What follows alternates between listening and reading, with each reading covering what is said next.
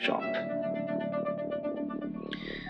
Now, what could the object I've just handed to you be? I have never seen anything like this. It feels heavy again. And I think it's wooden. Yes. And kind of looks like a bell shape. Mm-hmm, yeah. Like a wooden bell with a large handle. Yeah, it kind of looks like a non-functional wooden. Really heavy. Oscar, I'm so sorry. What can I do? Were you seeing Dorota? Oscar, it's so much more complicated than that.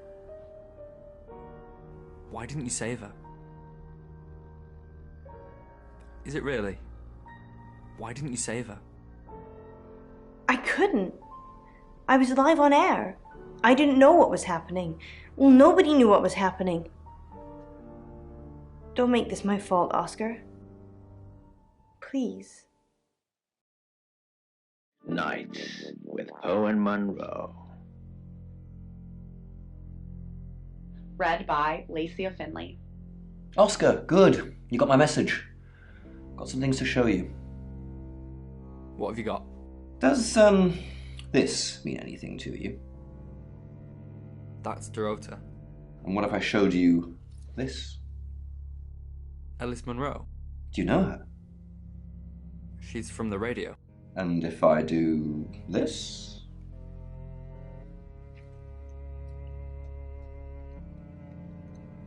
No? Anything? What are you doing? That'll be all. You can go now. The old man reached the entrance to an alleyway that led down past. The alley was a patch of deep shadow where the street lamp had been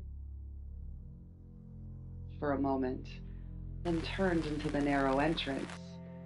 The young men looked up and down the street, into the road. Shit out of me. Night after night, I dreamt of bloody, slipped into a twilight world where I hallucinated the deaths of those around me. So I did it. Long after midnight, I went down to the churchyard where the winos hung out. There was a good chance one of them would be sleeping it off.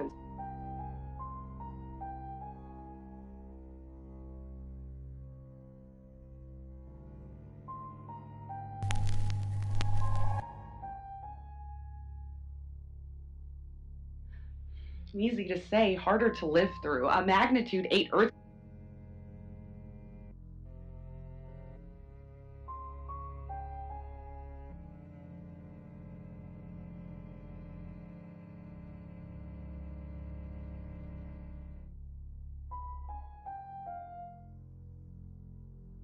And you're sure it was her?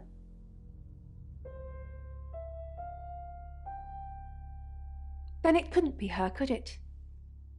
You want me to tell Claude, don't you?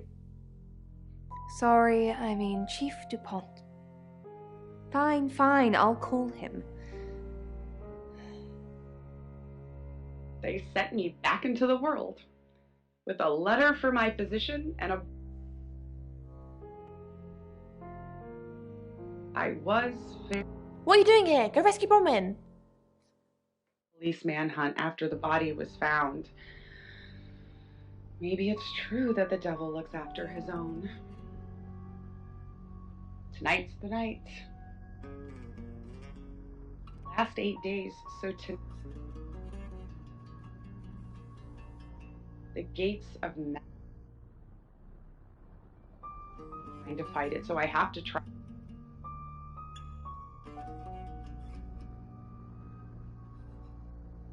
Fine. Let me do the paperwork. I'm starting to regret hiring you. Maybe you should concentrate on something else. We've got a new target. Alice Munro.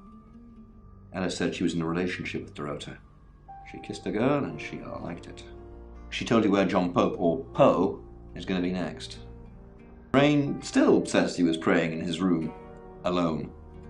Bronwyn was logged into a call centre system called Taratasm. I heard the recordings from last night. It's her voice. So as much as it pains me to say it, Bronwyn isn't a suspect. But Lexi and Rain still are. Violet says she doesn't remember last night, but I've got that in hand. Violet told you about her brush with aliens? You seem far too interested in those kind of things. Zach Weston says he was in his studio last night. No one corroborates. And he keeps asking Ellis to pose nude. Could be motive. Oscar's in the clear. He was playing football last night. He said that Dorota had a wedding dress in her closet. Not many people would know that. That's it. We've got a new target. Ellis Monroe. Ellis said she was in a relationship with Dorota. She kissed a girl and she liked it. She told you where John Pope, or Poe, is going to be next. Rain still says he was praying in his room, alone. Bronwyn was logged into a call centre system called Taratasm. I heard the recordings from last night. It's her voice. So as much as it pains me to say it, Bronwyn isn't a suspect. But Lexi and Rain still are. Violet says she doesn't remember last night, but I've got that in hand. Violet told you about her brush with aliens? You seem far too interested in those kind of things.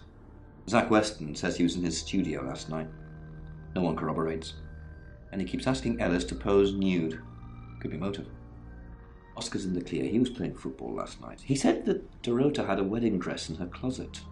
Not many people would know that. That's it. I'd convinced myself I was over it, that I was okay, that I could live a normal life. Wrong.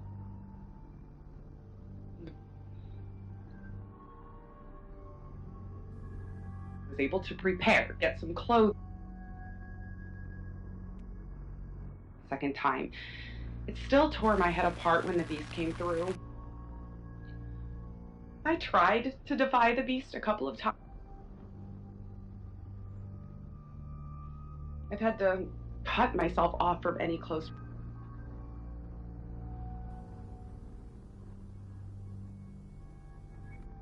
I've heard on the radio, but other than that, I don't know anything about her.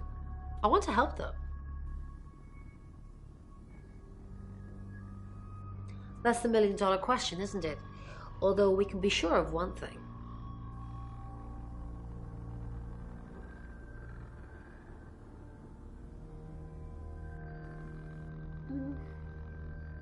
Not necessarily. If it's a traveler, then they just jump into any vessel, have their fun and go. It just needs to be someone nearby.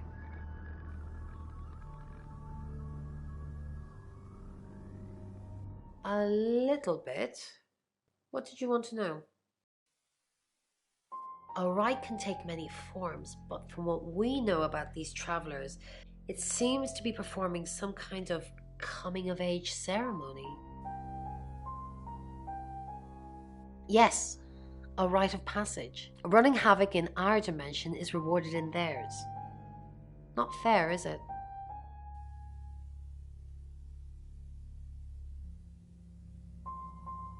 Three is a powerful number.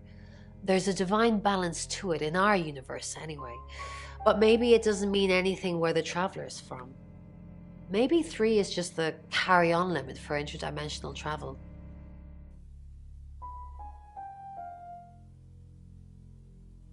Was it a gold coin?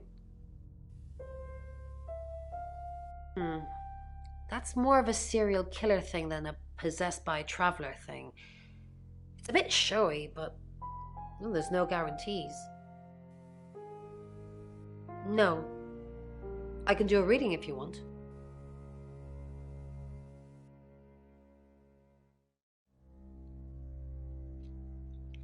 Nine of Cups. This is a very positive card. Is Zach a suspect? Something feels wrong. He's too smug, too self-congratulating, like he's got away with something. I don't like this, Sam. I don't like this one bit at all. Yes, of course. Anything.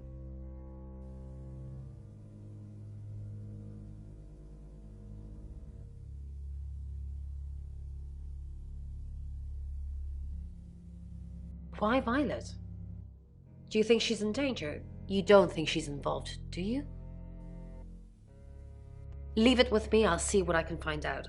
And don't worry, I'll be super discreet. Big enough to skewer an elephant.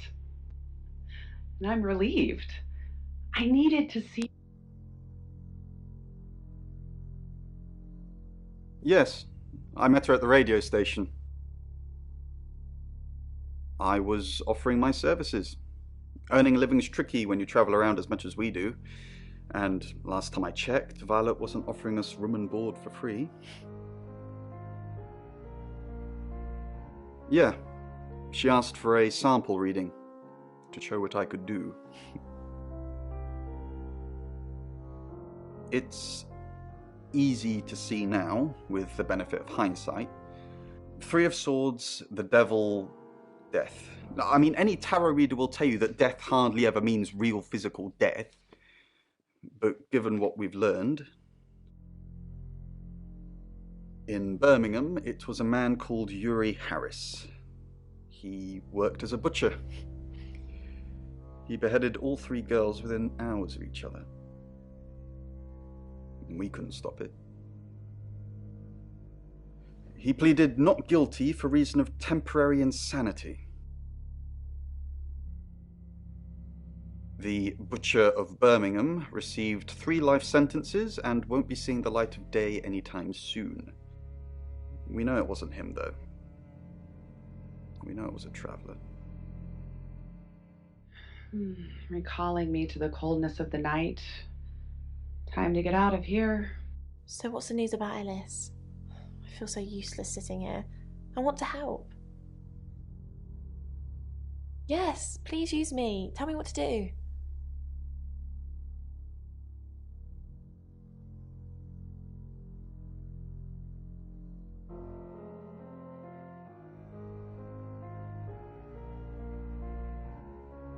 Who's that? Is he a suspect? I guess he must be. Okay, I'm on the case. Just give me a minute to get ready and I'll be off. Rise, the high has passed, leaving me drained and depressed, and as I think about the weeks ahead... It's 9 o'clock and you're listening to Radio August. Investigations into the murder of 21-year-old Dorota Shaw are continuing this evening. Miss Shaw was found dead in her home at approximately 10 p.m. last night in what police are describing as a puzzling case. Residents are urged to be cautious until the perpetrator is caught. I cannot stress this enough, August. Stay safe out there. You mean the world to me. In other news, Monroe has been detained on urgent business, so you're stuck with me until she returns. Never fear, Monroe fans. We still have lots of pre-recordings, so you can relax with her angelic tones. That's 9 o'clock with Poe and Monroe.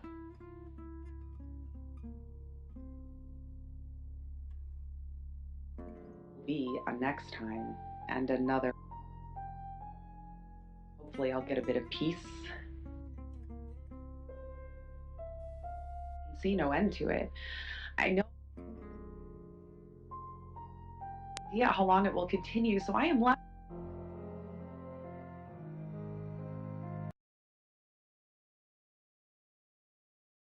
That she was in a relationship with Dorota. She kissed a girl and she liked it. She told you where John Pope, or Poe, is going to be next. Rain still says he was praying in his room, alone. Bronwyn was logged into a call centre system called Taratasm. I heard the recordings from last night. It's her voice. So as much as it pains me to say it, Bronwyn isn't a suspect. But Lexi and Rain still are.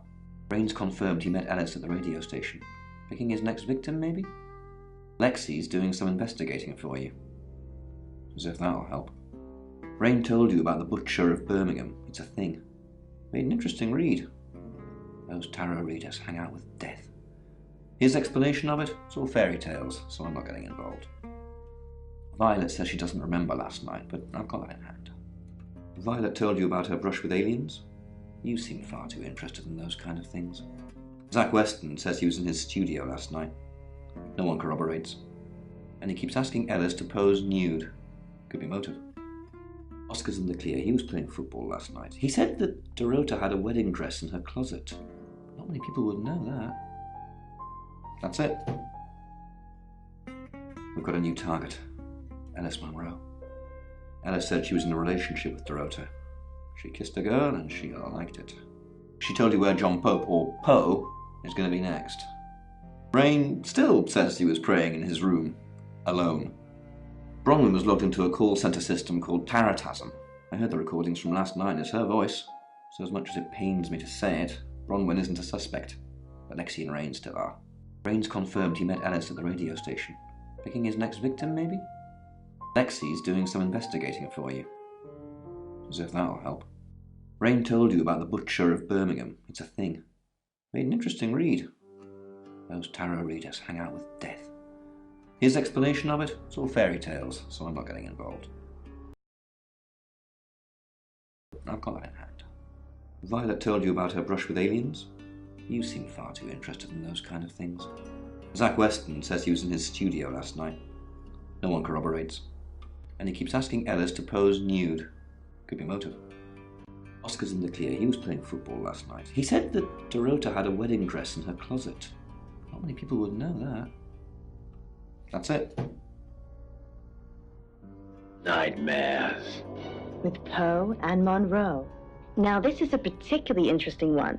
So this is coming from Marek, and they say, I'm in a circus, walking on a tightrope across a pool of sharks, but the sharks don't seem to notice me. They're busy playing poker. I fall, but I never hit the water. Now, this in particular, I think, is very interesting. Mm-hmm. What do you think, Poe? Yeah, I think it has several interesting elements to it. From the sharks, I mean, often sharks, they stand for perhaps some danger that's lurking, perhaps represented as danger of certain people, people that this listener perceives as dangerous to them, and never falling, and then never falling and never hitting the water. I mean, that's you're kind of lost. You're never reaching your end goal. These some kind of unrelated thoughts. I'm hoping that you, Monroe, as always, can string these things together. Well, you weren't far off, I'll be honest, Poe, but there are different elements here that I'd like to discuss. So, firstly, the idea of a circus. Now, when you go to the circus, it's massive and it's a crazy experience, and some people love it, some people hate it. But what it actually relates to is being out of control. Now, the tightrope itself, what is one of the main things you have to consider when you're walking on a tightrope? Not that you would know, Poe, obviously, or maybe you do. I hardly ever. I'm in control. No, I know what you mean. Yeah, there is, the stakes are high. Yeah. Balance, you need the balance. You do, exactly, that's exactly right. So what the tightrope refers to is actually the balance. Not actually about the sharks being something negative, but in this case, so what I think from what you said about your dream is that you're trying.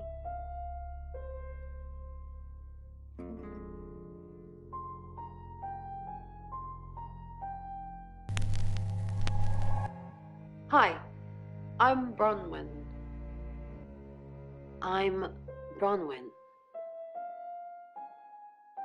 They are, and you said that the sharks don't seem to notice you because you're. Thank you for helping with the chief. I'm not a monster, Bronwyn. I believe in justice too. Do you believe Tara can predict things now? I'm not one for mystics and crystal balls. I'm a Virgo. It says you're lying about your alibi. Oh, I suppose it has a 50-50 chance of getting it right. For your dreams. You're listening to radio. What a day. Ellis Monroe, then. Looks like our traveller likes redheads. I wouldn't be so sure. Look. Should we be worried about Violet? Maybe. She thinks she was abducted by aliens. Then that possibly means she's already been a traveller target. What else did she say? Something about being in a row of heads. So they're killing us for sport. Sounds about right.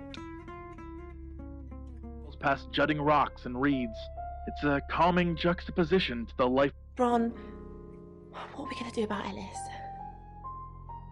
What would you do about Ellis? I don't know. That's why I'm asking you. Let's think. What have we tried before? The few times we've caught up with the Traveller, nothing's worked. Talking to them?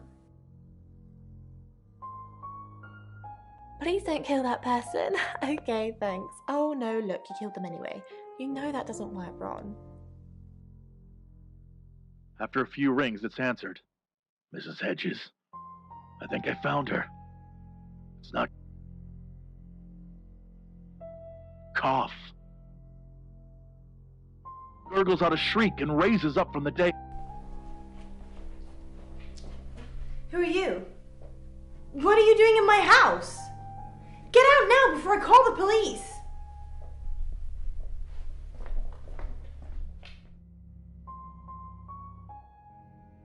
Body.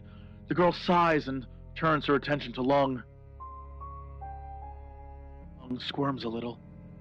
Cough. Cough. A lot of people.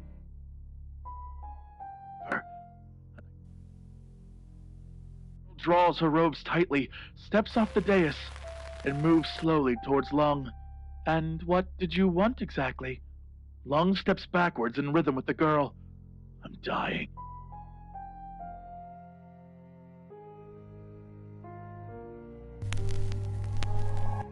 Hi, I'm Lexi.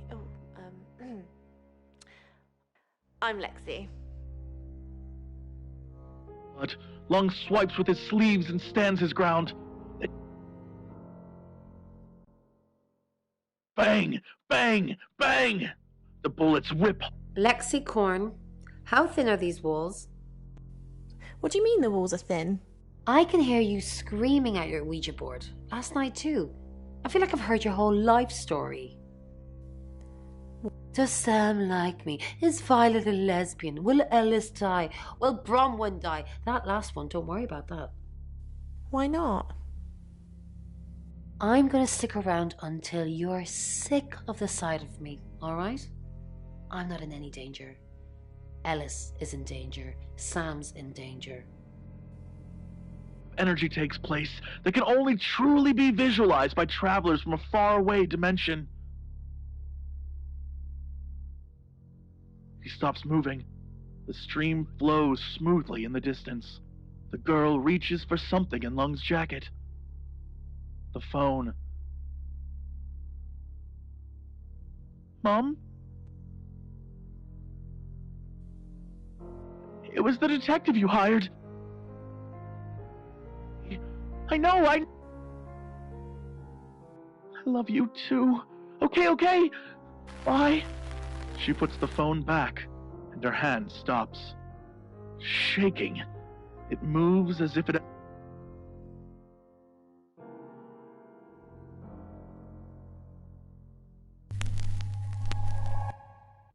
I'm Oscar. Is there anything else I can do?